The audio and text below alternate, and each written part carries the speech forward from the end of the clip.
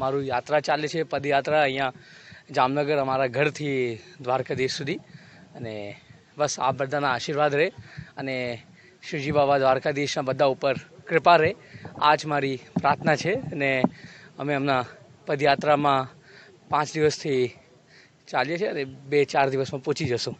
એ જ દ્વારકાધીશ તો બધાના રાજા છે અને અમારા બધાના એ માલિક છે ને શ્રીજી બાબાના આશીર્વાદથી એ મને શક્તિ આપી છે ચાલવા માટે, તો હું ચાલું છું. અને આ મારું પહેલું વાર છે અને બસ એટલા જ કહું કે જય દ્વારકાધીશ.